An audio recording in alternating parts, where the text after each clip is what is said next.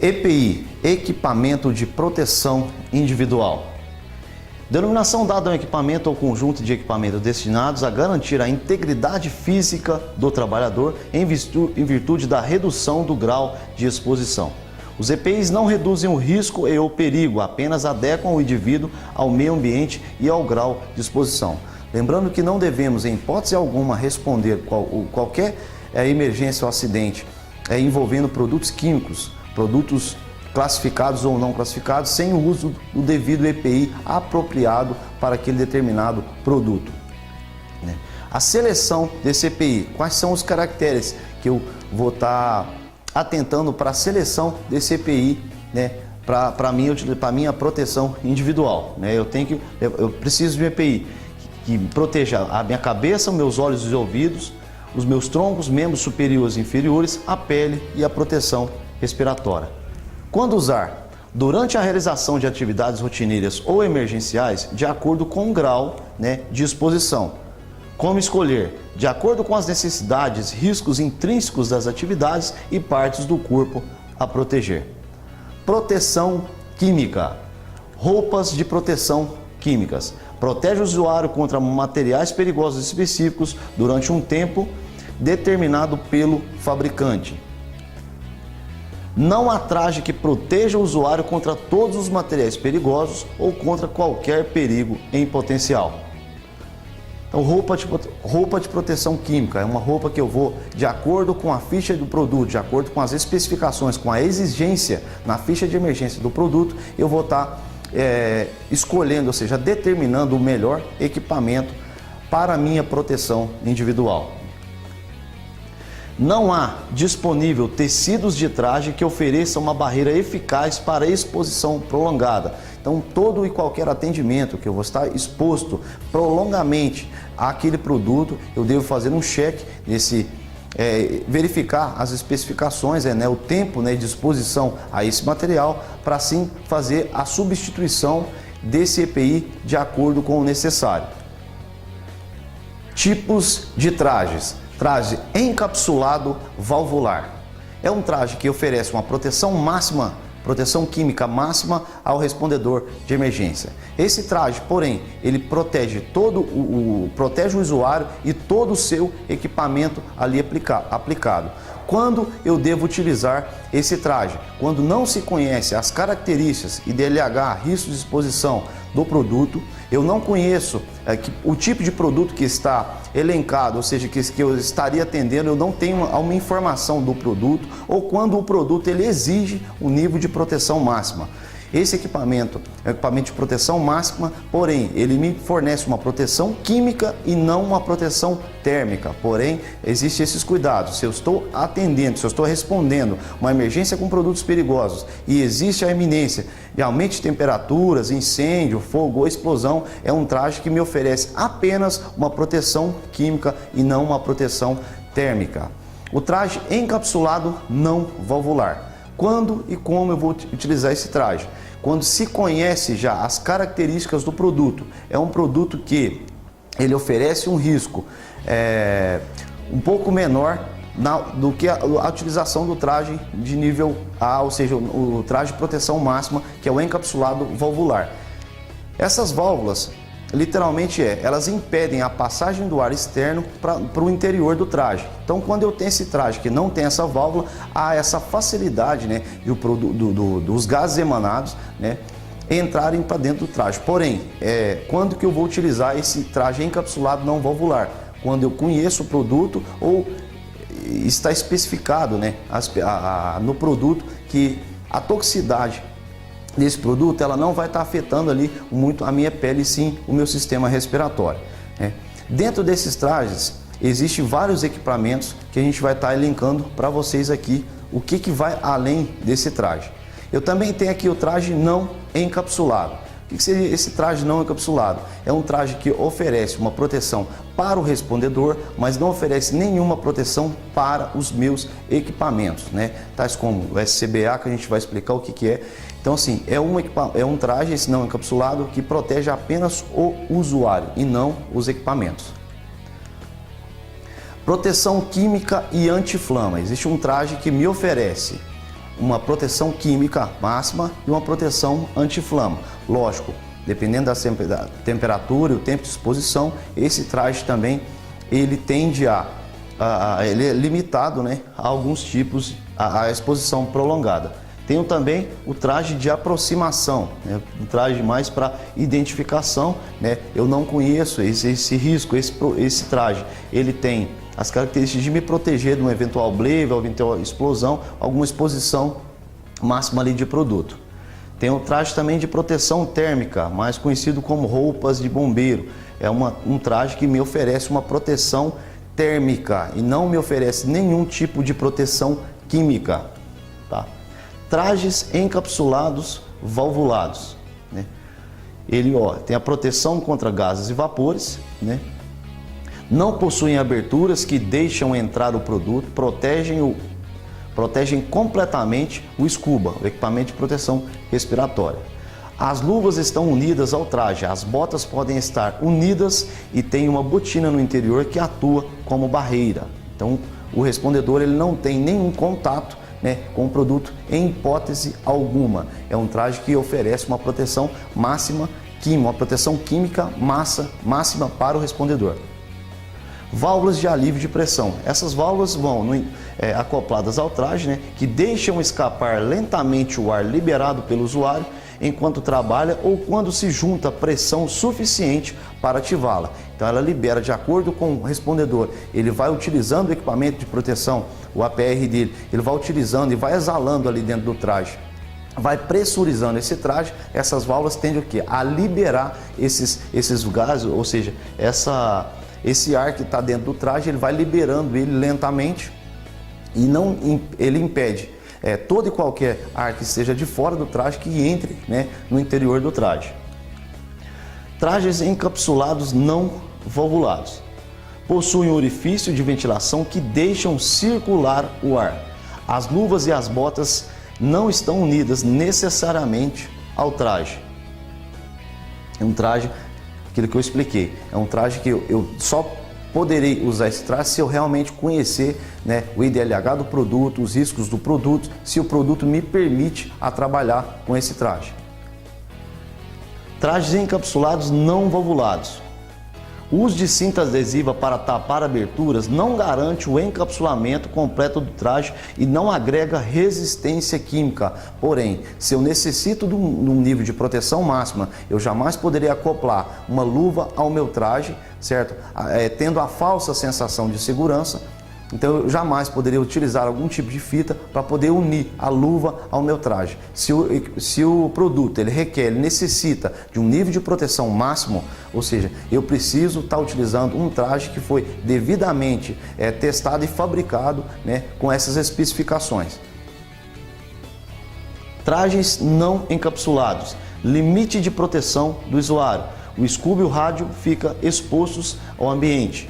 Então é um traje limitado, eu preciso conhecer a fundo o produto para estar. É um traje que me oferece uma proteção química, porém apenas para o usuário e não para o equipamento. Quando eu vou utilizar esse traje, eu preciso conhecer a compatibilidade do produto com o meu equipamento, normalmente usado com produtos tóxicos, né, que não reagem com o equipamento, porém altamente nocivo ao sistema respiratório do respondedor. Construção dos trajes. Essa construção, temos dois tipos de trajes, os elastômeros e os não elastômeros, né? Vejamos adiante os elastômeros. São materiais construídos a partir de polímeros, possuem propriedades elásticas. A maioria dos trajes de proteção pertence a esta categoria: o cloreto de polivinílico, mais conhecido como PVC, neoprene, borracha nitrílica, acetato polivinílico, que é o PVA, Viton, Teflon. E eu tenho também os trajes não elastômeros, né? São materiais que não possuem as mesmas propriedades elásticas. Esta classe inclui, por exemplo, o macacão Tyvek, que é um macacão que não tem nenhum tipo de elasticidade. Luvas de proteção química. Luvas de proteção química, elas podem ser construídas de vários produtos, ou seja, de várias formas, né? Eu tenho ela no acetato de polivinílico, PVA, borracha natural, borracha nitrílico, borracha butírica, cloreto de polivinílico, neoprene, polietileno, poliuretano, Viton. Como que eu vou escolher essa luva para atuar? Vai de acordo com as características do produto e a compatibilidade do produto com o material que foi construído a luva de proteção química. Consideração a selecionar. A espessura do material selecionado, o polímero, influi muito no nível de proteção das luvas. Quanto mais grosso, maior será a proteção. No obstante, se deve saber que, devido à espessura, se produzirá deficiências na manipulação de alguns objetos. Resistências e permeabilidade, flexibilidade, resistência a danos mecânicos e a temperatura. Considerar tanto a permeabilidade como a degradação do material. Então, essas são as considerações que eu devo atentar durante a resposta, né, à emergência. Então, todos esses fatores, né, implicam na escolha, na melhor forma de eu estar utilizando, né, a minha luva de proteção química. Limitações da roupa de proteção. Tempo de rompimento. O tempo que demora uma quantidade de químico específico para ser percebido dentro do traje. Depende Limitações da roupa de proteção. Tempo. Eu vou abrir, toda hora que eu for abrir, eu vou olhar para a câmera. E aí eu falo o tema, depois você entra com o slide, eu leio e depois eu comento. Tá? Beleza. Limitações da roupa de proteção. Tempo de rompimento. Tempo que demora uma quantidade de químico específico para ser percebido dentro do traje. Depende da taxa de infiltração, da temperatura do químico, do traje e de sua espessura, né? Degradação. Como que eu vou identificar? Através da descoloração, inchaço, perda da resistência física e deterioração. Níveis de proteção química. Nível A é o nível de proteção máxima, o nível de proteção química máxima ao respondedor, ao usuário do traje. Dentro desse traje eu tenho um scuba, que é o equipamento que me fornece o ar, a gente vai estar explicando o que é isso, bota de resistência química, luvas exteriores, rádio, dentre outros equipamentos, tais como capacetes, óculos de proteção, alguma coisa que eu vou estar implementando aí no meu traje. Nível de proteção B, são trajes encapsulados não valvulares ou trajes não encapsulados. Lembrando que a diferenciação do traje nível A para o nível B é apenas a válvula, né, a válvula do traje. Então, se eu tenho um traje todo encapsulado, que ele é valvular e me oferece um nível de proteção máxima, ele se enquadra no nível de proteção A. Se eu tenho um traje encapsulado, porém esse traje não tem a válvula, ele não é valvular, não tem essa válvula de retenção, eu automaticamente saio do nível de proteção A e já entro no nível de proteção B, ou seja, um nível abaixo, né, do meu nível de proteção máxima. Dentro do traje nível B, eu também posso ter todos esses equipamentos, né? Eu preciso ter equipamento de respiração, as botas de resistência química que vai acoplada por fora do traje, as luvas exteriores, né, os rádios, capacetes, né? Nível de proteção C, né? Nível de proteção C, eu deixo de ter um equipamento que me fornece o ar e passo a ter um equipamento que vai purificar o meu ar. E essa diferenciação dos dois níveis. Se eu tenho equipamento, se eu tenho um traje não encapsulado e eu tenho características do produto, é necessário apenas que eu filtre os vapores emanados, eu saio do nível de proteção B e entro no nível de proteção C. Ou seja, se eu tenho um equipamento que me fornece o ar e eu tenho um traje não encapsulado, eu entro no nível de proteção B. Se eu deixo de utilizar um equipamento que fornece o ar e passo a utilizar um equipamento que purifica o meu ar, eu desço, né, para o nível de proteção B, 2 níveis abaixo do nível de proteção máxima. O que eu posso ter, né, nesse nível de proteção C? Máscara com filtros, rádios, botas de resistência química, luvas exteriores. Nível de proteção D, né? É o meu uniforme de trabalho, botas e sapatos de segurança, óculos de segurança, luvas de couro, capacete. Esse é o nível de proteção ou seja, quando eu vou utilizar isso, quando eu estou fora da zona de trabalho de atuação, ou quando o produto ele é conhecido, ele não fornece nenhum risco para o meu sistema respiratório, para a minha pele, ele não oferece nenhum risco à minha saúde. Proteção respiratória. Sistema respiratório. O sistema respiratório é a principal via de contato com as substâncias nocivas, né? O tracto respiratório superior, eu tenho a cavidade nasal, faringe, laringe. Tracto respiratório inferior, eu tenho a traqueia, os brônquios primários e os pulmões. Então é a principal via de acesso para que a toxicidade do produto ele atinja o meu sistema respiratório. Então, existem, né, 3 tipos de contaminação. Eu tenho ela através cutaneamente, de contato com a pele. Eu tenho ela digestiva, quando eu entro em contato com um alimento que está contaminado com o produto. E eu tenho ela, uma contaminação respiratória, que é, para nós respondedores, uma das piores hipóteses que a gente trabalha com essa contaminação respiratória. Por isso, essa preocupação, né, em selecionar bem, identificar o produto, ter essa ciência, as características tóxicas do produto, para que eu possa, enfim, determinar o meu nível de proteção, ou seja, proteger também o meu sistema respiratório, né? Riscos respiratórios. Risco respiratório é toda alteração das condições normais do ar atmosférico que interfere no processo da respiração, podendo, né, gerar danos ao organismo humano. Quais são isso?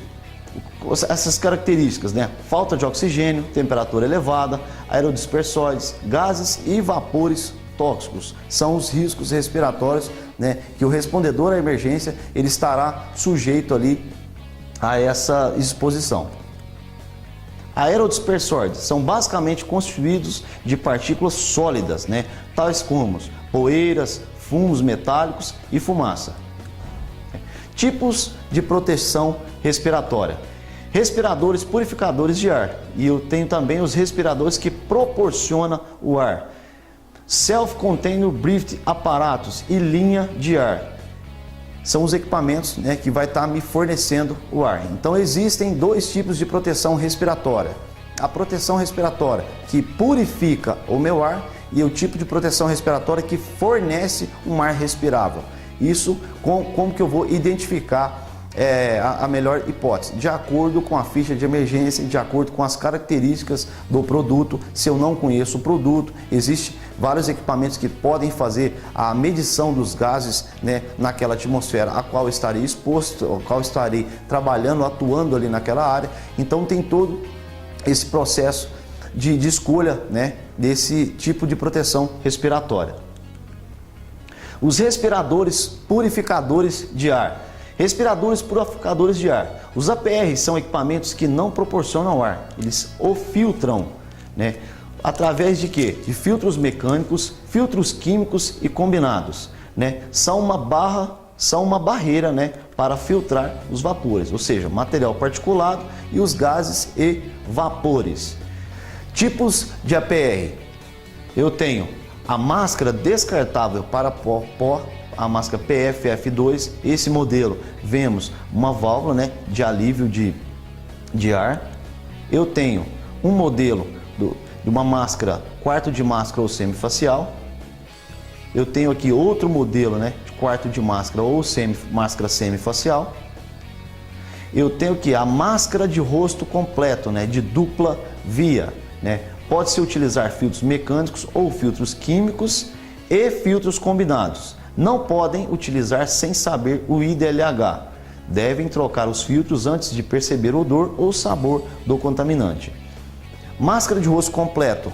Por que ela tem essas características de ter 2 filtros, um virado para cada lado? Quando eu sofro uma intervenção, ou seja, algum contato direto com o produto, se eu tiver apenas um filtro, esse produto ele pode vir direto com o meu rosto e pode o quê? Obstruir as vias de acesso desse filtro. Se eu tenho um para cada lado, se eu sofro uma contaminação direta, algum jato, alguma coisa, esse produto entra em contato com a minha máscara, se eu obstruir um desses filtros, eu tenho outro filtro que eu consigo sair da área contaminada e providenciar a troca. E além, né, disso, desses 2 filtros, ele me proporciona o quê? Um maior tempo de utilização dessa máscara, né? Então eu tenho, ao invés de um filtro, eu tenho 2 filtros, aumentando a minha autonomia ali na atuação em campo. Tipos de filtro. Eu tenho os filtros mecânicos, filtros químicos, filtros combinados e filtros industriais. Esses filtros variam de acordo. Como que eu vou escolher esse filtro, né? Esses filtros, né? No meu dia a dia, no meu atendimento em campo. Eu preciso conhecer as características, né, do produto, os critérios para uso. Eu preciso ter um nível de oxigenação não inferior a 19,5%, porque se eu tenho um equipamento que purifica o meu ar, porém há uma deficiência de oxigênio na atmosfera, mesmo que esse produto, esse filtro, consiga filtrar os vapores, eu não vou ter uma quantidade de oxigênio suficiente para manter a minha respiração, manter o meu sistema respiratório funcionando normalmente. Eu preciso que o contaminante plenamente identificado, né? Nível de concentração conhecido, eu preciso ter o conhecimento, né, do perigo imediato à saúde e adequadas propriedades de alerta. Respiradores fornecedores de ar. Respiradores fornecedores de ar. Existem vários tipos de respiradores que fornecem. Existe um equipamento de respiração autônoma em circuito fechado. Eu tenho respiradores de fuga com fornecimento de ar, respiradores com linha de ar e equipamentos de respiração autônoma, pressão positiva, circuito aberto. Respiração autônoma, circuito aberto. Esses equipamentos me fornecem ar por um tempo de 30, 45 e 60 minutos. Né? Isso vai variar de acordo com o tamanho do container e de acordo com a fadigação do usuário, né, que estará utilizando esse equipamento em campo. Com pressões que podem variar de 2.216 a 4.500 PSI, né? Uma pressão positiva dentro da máscara. Pressão positiva, quando eu equalizo o meu sistema de ar, eu equalizo a máscara, que a máscara está devidamente acoplada ao meu rosto, eu consigo tranquilamente o que? Equalizar, fazer a equalização dessa pressão. Quando há alguma fuga de ar através da máscara, eu perco essa equalização, né? Automaticamente o sistema o que? Manda ar direto, tendo essa pressão positiva. Então eu não vou ter nenhuma dificuldade. Se eu tenho alguma emergência com a máscara, se ela está mal ajustada, ou se há uma danificação nessa máscara, enfim, qualquer emergência que acontecer, é uma pressão positiva, ou seja, esse ar ele vai estar expulsando ali todo o contaminante para fora.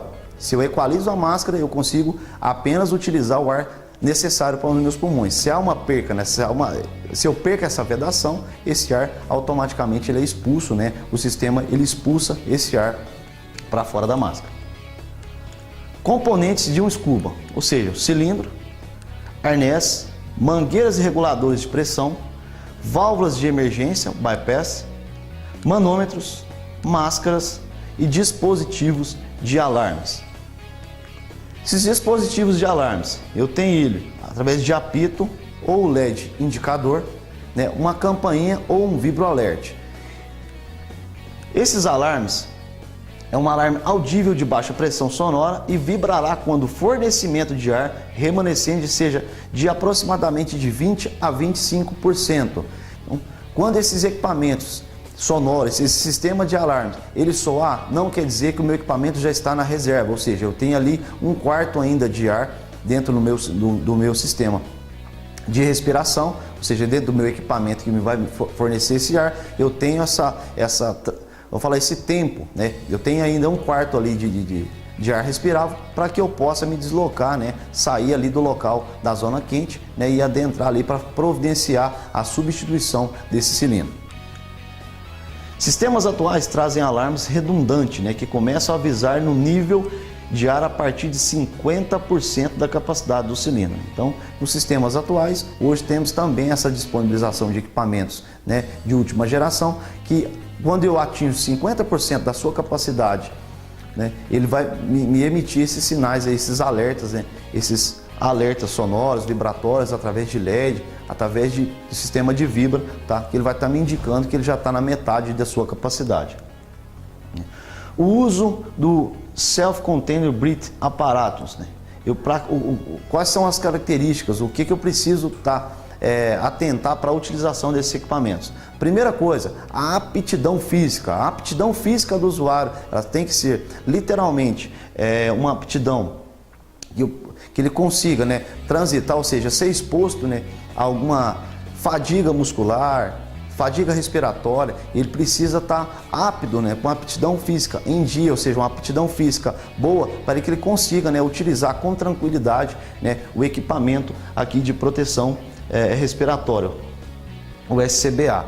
Lembrando que todos os colaboradores da WGRA passam por inúmeros treinamentos, né, de aptidões físicas, inúmeros treinamentos, né, testes de aptidão, para que numa real emergência, numa real atuação da emergência, todos os respondedores estarão sempre prontos, né, para estar atuando de forma segura, de forma eficaz e atendendo ali de melhor maneira, de uma forma rápida, né, aos nossos clientes, né? Eu preciso ter também uma aptidão mental. A WGRA possui uma série de pessoas, psicólogos, né, e psicanalistas que acompanham, né, todo o processo dos respondedores, entendeu?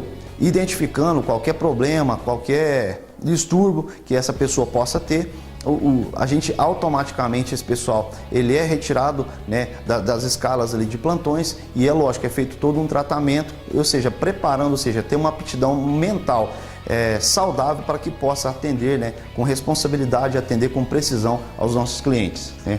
E além de todas essas características, aptidão física, aptidão mental, é feito também, são treinamentos, né, exaustivos, treinamentos ininterruptos que os funcionários, os operadores da WGRA, ele passa por esses treinamentos, né? Tem um quadro, né, de treinamentos que a gente segue aqui. Então, ou seja, esses treinamentos são de suma importância e no caso dos respondedores da WGRA, são treinados a exaustão para que, numa situação real, possam estar literalmente, ou seja, realmente preparados para essa atividade.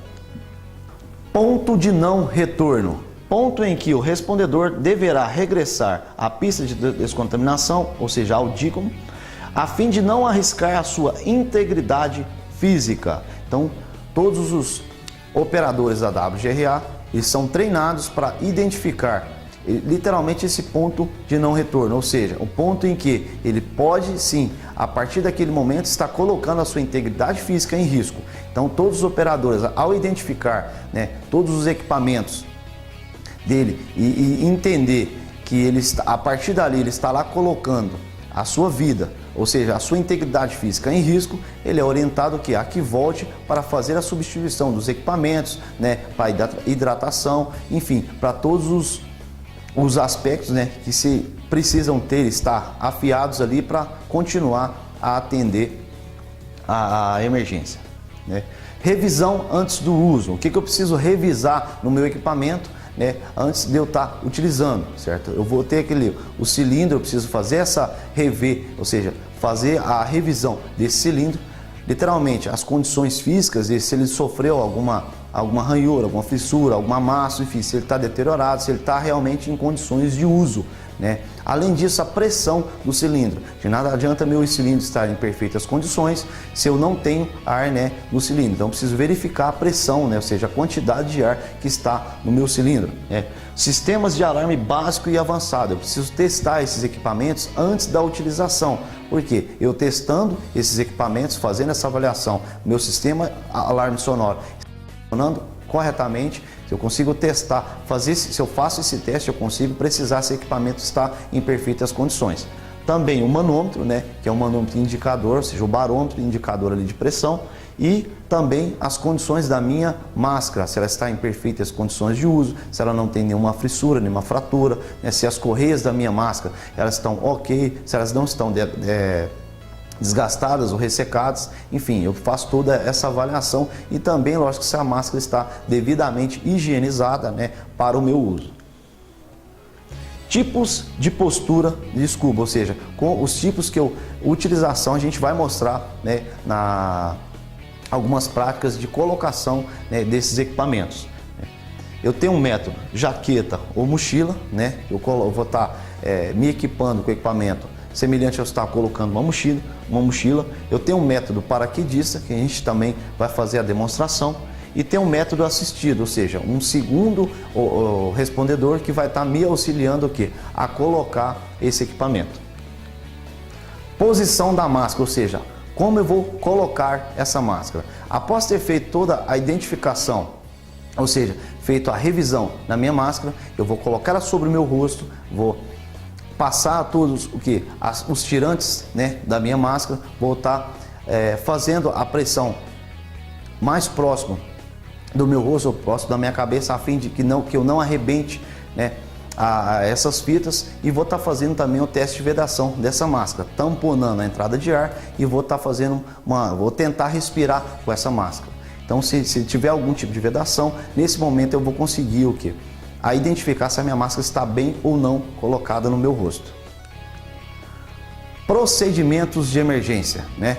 Quebra de máscaras, o corte no fornecimento de ar, ativação de bypass e outros, né? Existem para cada tipo de emergência, ou seja, de fatores de agravantes ali na minha emergência, ou seja, se eu quebro a máscara, o meu sistema é um sistema de pressão positiva, então automaticamente ele vai aumentar o fluxo de ar, fazendo liberando a quantidade de ar, e automaticamente eu preciso me retrair, ou seja, sair ali do local da zona quente e providenciar o mais rápido possível a substituição, né, dessa máscara, né? Se um corte no fornecimento de ar, existe todo um procedimento que a gente também vai estar demonstrando. Quando há uma ativação, ou seja, o meu sistema de alarme não funcionou, o meu barômetro travou, eu não consegui identificar que o meu ar respirável ele acabou, existe um procedimento, né, que a gente vai estar demonstrando para vocês qual seria esse procedimento para estar saindo lá da zona quente, né? Ativação do bypass e outros. A gente vai estar demonstrando isso aqui também. Critérios para o uso do Self-Contained Breathing aparatos. O que eu preciso? O nível de oxigênio ele é inferior a 19,5%. Então, se eu tenho um nível de oxigenação abaixo, né, dessa faixa de porcentagem, como que eu vou identificar isso? Através do que? Das características do produto, na ficha de emergência e através de equipamentos de monitoramento. Se eu vou chegar no local, eu preciso identificar, eu preciso fazer um monitoramento desse local antes de eu adentrar. Então, existem alguns equipamentos de medição. Se a minha faixa de oxigenação estiver abaixo de 19,5%, eu preciso automaticamente de um equipamento que me forneça o ar. Por isso, a utilização do Scuba, né? Ou seja, um químico desconhecido, eu não conheço o químico, eu não sei qual que é o grau de toxicidade desse químico. Eu não posso precisar, eu não consigo identificar o que produto que é, então eu não consigo saber o grau de toxicidade. Eu também vou estar utilizando, né, até mesmo para uma avaliação, o Scuba. Nível de contaminação indeterminado, eu não conheço o contaminante do produto, também é um critério de utilização, né, do Scuba. Níveis de concentração muito alto para o uso do APR, ou seja, se eu tenho um nível de concentração muito alto, ou seja, os filtros que eu estou utilizando no meu equipamento de proteção que purifica o meu ar, ele não é suficiente. Então, ou seja, o nível de contaminante é muito alto, a qual os filtros não conseguem filtrar esses vapores, esses gases ou materiais particulados. Eu sim, também é um dos critérios para a utilização do Scuba, né? O IDLH ele é desconhecido, né? O limite imediatamente ali perigoso à saúde. Então, se eu não conheço o IDLH do produto, eu também vou estar utilizando o Scuba, né? Inadequadas propriedades de alerta. Então, assim, vários fatores que eu preciso atentar para o uso do Scuba. Ou seja, se eu não conheço, se eu tenho alguma dificuldade, se o produto está me alertando que o meu equipamento, que purifica o meu ar, ele não está sendo suficiente, enfim, vários aspectos que eu devo considerar, né, para estar utilizando aqui o Scuba. Estamos terminando esse módulo. Daqui a pouco daremos continuidade aos outros módulos.